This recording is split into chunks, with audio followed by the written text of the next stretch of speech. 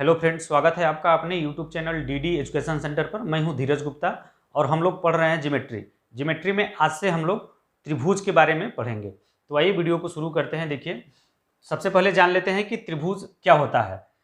त्रिभुज क्या होता है, त्रिभुज की परिभाषा क्या होती है।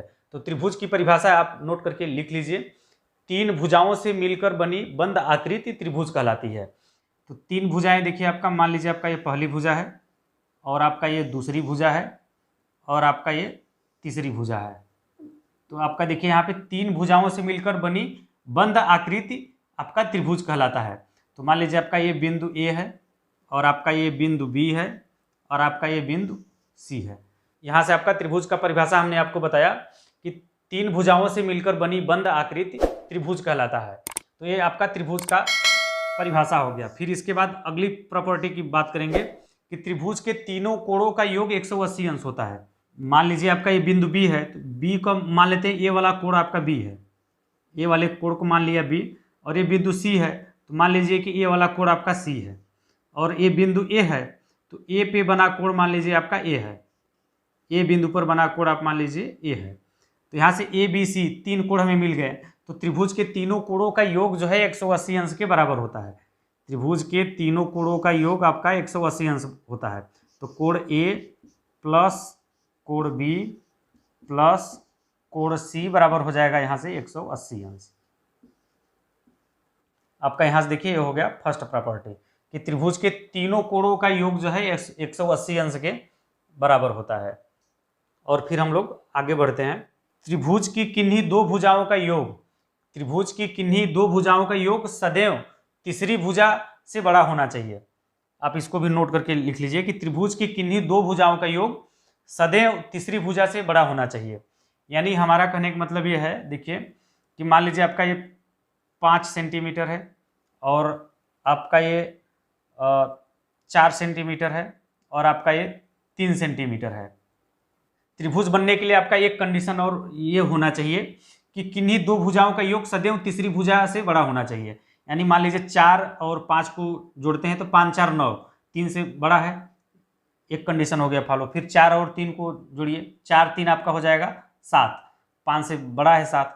और फिर इसके बाद 3 और 5 को जोड़िए, 5 3 8, 4 से बड़ा है। यहाँ पर आपका देखिए, अगर किसी भी त्रिभुज की भुजा का माप 5 सेंटीमीटर, 4 सेंटीमीटर, 3 सेंटीमीटर होता है तो त्रिभुज बनेगा। हमने आपको चेक करके बता दिया। तो अगली प्रॉपर्टी आपका हमने यही बताया कि त्रिभुज में किन्हीं दो भुजाओं का योग सदैव तीसरी भुजा से बड़ा होना चाहिए, तभी आपका त्रिभुज का निर्माण होगा, अदरवाइज त्रिभुज का निर्माण नहीं होगा। सपोज दैट आप मान लीजिए कि त्रिभुज की भुजाएं 2 सेंटीमीटर है, 3 सेंटीमीटर है और आपका एक 7 सेंटीमीटर है। ये त्रिभुज की तीन भुजाएं हैं। तो देखिए त्रिभुज बनेगा कि नहीं, अगर आपको चेक करके बताना है कि त्रिभुज 2 सेंटीमीटर, 3 सेंटीमीटर और 7 सेंटीमीटर की तीन भुजाएं हैं, तो इससे त्रिभुज का निर्माण होगा कि नहीं होगा। तो देखिए उसको चेक करने के लिए आपको देखिए दो भुजाओं का योग करना है और देखना है कि तीसरी भुजा से बड़ा है कि नहीं। तो 2 और 3 को जोड़िए, 2 3 का योग करेंगे तो 5 आएगा। आपका देखिए 7 से छोटा है, 7 से 5 क्या है, छोटा है। इसका मतलब त्रिभुज का निर्माण नहीं होगा। अगर किसी त्रिभुज की भुजा 2 सेंटीमीटर, 3 सेंटीमीटर, 7 सेंटीमीटर होता है तो त्रिभुज का निर्माण नहीं होगा। इसको देखिए चित्र के माध्यम से आप कैसे समझेंगे। तो मान लीजिए आपका ये 7 सेंटीमीटर की भुजा है और फिर इसके बाद आपका ये 3 सेंटीमीटर की भुजा है, इसी के अनुपात में बनाएंगे। मान लीजिए आपका ये 3 सेंटीमीटर की भुजा है और फिर इसके बाद 2 सेंटीमीटर इससे छोटा होगा, तो 2 सेंटीमीटर अगर खींचते हैं ऐसा तो आपका देखिए कुछ ऐसा आएगा। तो ये पूरा कंप्लीट होगा ही नहीं, ये बंद आकृति नहीं होगा। तीन भुजा 2 3 7 सेंटीमीटर, आपका ये 2 सेंटीमीटर, ये 3 सेंटीमीटर और ये 7 सेंटीमीटर। तो इससे क्या होगा, त्रिभुज का निर्माण नहीं होगा। हमने यहाँ पे चेक करके भी बता दिया कि अगर किन्हीं भी दो भुजाओं का योग तीसरी भुजा से कम होता है तो त्रिभुज का निर्माण नहीं होगा। त्रिभुज का गुण है कि किन्हीं दो भुजाओं का योग हमेशा तीसरी भुजा से बड़ा होना चाहिए। यहाँ पर देखिए हमने एक चित्र बनाया हुआ है, इसमें बिंदु पी क्यू आर यानी तीन भुजाओं से मिलकर बनी आकृति है आपका। यहाँ पर देखिए पी बिंदु पर बना कोण 70 अंश और आर बिंदु पर बना कोण 60 अंश है और क्यू बिंदु पर बना कोण 50 अंश है। तो इसमें आपको देखिए बताना है कि सबसे बड़ी भुजा कौन सी होगी इसमें और सबसे छोटी भुजा कौन सी होगी। तो देखिए इसको ज्ञात करने के लिए जो कोण सबसे बड़ा होगा उसके सामने की भुजा सबसे बड़ी होगी। तो यहाँ पे देखिए सबसे बड़ा कोण कौन सा है, 70 अंश। ये आपका कोण P बिंदु पर बना कोण 70 अंश सबसे बड़ा है, तो इसके सामने की भुजा हो जाएगा QR। तो QR आपका सबसे बड़ी भुजा होगी। QR आपका देखिए QR यानी ए वाली भुजा, इस भुजा के सामने बना कोण 70 अंश है, और देखिए 70 अंश, 50 अंश और आपका ये 60 अंश। तो इन तीनों में सबसे बड़ा कोण है आपका 70 अंश, तो इसके सामने की भुजा सबसे बड़ी हो जाएगी। तो आपका QR आपका सबसे बड़ा हो जाएगा। और फिर इसके बाद देखिए 70 अंश के बाद है आपका 60 अंश, यानी इससे छोटा आपका हो जाएगा PQ।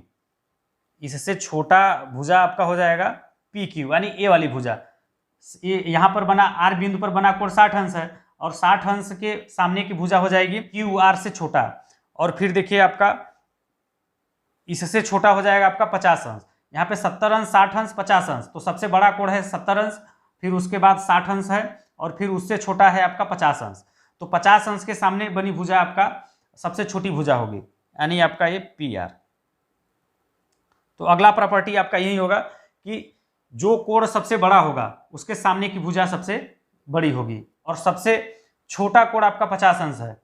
सबसे छोटा कोण इन तीनों में 50 अंश है, तो इसके सामने की भुजा सबसे छोटी होगी। तो यहाँ पर हमने PR को सबसे लास्ट में लिखा है, यानी QR से छोटा होगा PQ और PQ से छोटा होगा PR। और फिर इसी का जस्ट उल्टा होता है। तो यहाँ से आपको अगर बताना हो कि सबसे बड़ा कोण कौन सा होगा, तो सबसे बड़ी भुजा कौन सी है QR, तो इसके सामने का कोण होगा सबसे बड़ा। और फिर उसके बाद इससे छोटी भुजा है आपका 5 सेंटीमीटर, तो इसके बाद जो है कोण होगा आपका ये वाला। और फिर इसके बाद आपका सबसे छोटा भुजा है आपका 4 सेंटीमीटर, तो इसके सामने बना कोण सबसे छोटा होगा। ये भी आपका एक त्रिभुज का गुण है, तो इसको भी आप नोट करके लिख लीजिए कि जिस कोण का मान सबसे ज्यादा होगा उसके सामने बनी भुजा सबसे बड़ी होगी। और इसी का जस्ट उल्टा आप समझ लीजिए कि जो भुजा सबसे लंबी होगी उसके सामने बना कोण आपका सबसे बड़ा होगा। अगला गुण आता है आपका बहिष्कोण। बहिष्कोण क्या होता है, सबसे पहले हम लोग उसको चित्र के माध्यम से समझेंगे। मान लीजिए आपका ये भुजा BC है, भुजा BC है। इस भुजा को मान लीजिए इधर आगे तक अगर बढ़ाते हैं, सीधा इसको हम आगे की तरफ बढ़ा रहे हैं, तो यहाँ पर एक कोण देखिए बनेगा। यहाँ पर आपका ये देखिए एक कोण बनेगा, इसी कोण को बोलते हैं बहिष्कोण। इसी कोण को क्या बोलते हैं, बहिष्कोण। मान लीजिए ए बिंदु पर बना कोण, मान लेते हैं यहाँ पे कोण 1, ए बिंदु पर बना कोण 1 है, और बी बिंदु पर बना कोण आपका 2 है, और सी बिंदु पर बना कोण मान लेते हैं क्या 3 है। सी बिंदु पर बना कोण आपका कोण 3 है, और आपका ये बहिष्कोण है। अगर इसको भी इस साइड बढ़ाएंगे, BC भुजा को अगर इस साइड बढ़ाएंगे, तो आपका देखिए यहाँ पर एक कोण बनता हुआ दिख रहा होगा आप लोगों को, तो इसी कोण को बोलते हैं बहिष्कोण। इस कोण को क्या बोलते हैं, बहिष्कोण। तो बहिष्कोण कैसे निकालते हैं और क्या होता है उसको देखिए सीखते हैं। तो मान लीजिए आपका ये कोण 4 है, ये कोण आपका है 4। हमने नाम रखा है कि ये जो बहिष्कोण है, बहिष्कोण का मान हम मान लेते हैं 4। आप XYZ भी मान सकते हैं, कोई दिक्कत वाली बात नहीं है। तो देखिए बहिष्कोण है, तो बहिष्कोण का मान क्या होता है, तो बहिष्कोण आपका कोण 4 हमने माना है। कोण 4 आपका क्या है, बहिष्कोण। तो बहिष्कोण बराबर होता है आपका कोण 4 बराबर हो जाएगा, इसके पास वाला कोण है आपका कोण 3, तो कोण 3 के सामने दोनों भुजाओं के योग के बराबर होता है। कोण 3 के सामने दोनों भुजा है आपका कोण 1 और कोण 2। तो यहां से एक आपका ये प्रॉपर्टी हो जाएगा, इसका एक गुण ये हो जाएगा कि कोण 4 बराबर कोण 1 प्लस 2, यानी ये जो बहिष्कोण है, बहिष्कोण के पास में देखिए आपका ये कोण 3 है, तो कोण 3 के सामने कोण 1 और 2 है, तो इन दोनों का योग जो है बराबर हो जाएगा इस बहिष्कोण के। फिर मान लीजिए ये वाला है, इस साइड बना बहिष्कोण आपका कोण 5 मान लेते हैं, ये कोण है आपका कोण 5। कोण 5 क्या है, इस साइड बी बिंदु पर बना बहिष्कोण है। तो आपका देखिए कोण 5 का मान क्या हो जाएगा, तो कोण 5 के पास में देखिए आपका बना है कोण 2, कोण 2 के सामने है आपका कोण 1 और कोण 3, यानी कोण 2 के सामने 1 और 3 है। तो बहिष्कोण 5 बराबर क्या हो जाएगा, बहिष्कोण 5 बराबर ये वाला कोण जो है बहिष्कोण होता है, इस कोण को हमने माना है 5, तो 5 बराबर हो जाएगा कोण 2 के सामने आपका 1 और 3 है, तो हो जाएगा 1 प्लस कोण 3। यहाँ से इसको भी आप नोट करके लिख लीजिए। और फिर देखिए अगला आपका होता है, अगला इसी में अगर बात करेंगे कोण 5 बराबर, तो आप ध्यान दीजिए कि ये जो है ये पूरा एक सरल रेखा है, ये पूरा सरल रेखा है, तो कोण 5 बराबर यह भी हो जाएगा, कोण 5 बराबर हो जाएगा आपका कोण ये आपका कोण 2 है, ये पूरा 180 अंश होता है, ये पूरा 180 अंश होता है, तो आपका हो जाएगा 180 अंश माइनस कोण 2। अगर 180 अंश में से कोण 2 को घटा देंगे तो बहिष्कोण का मान हमें ज्ञात हो जाएगा। यहाँ पर ये पूरा 180 अंश का होता है, अगर ए वाला कोण निकाल देंगे तो ए वाला कोण बचेगा केवल कोण 5, तो कोण 5 बराबर हो जाएगा 180 अंश माइनस कोण 2। इसी तरह से कोण 4 बराबर भी हो जाएगा।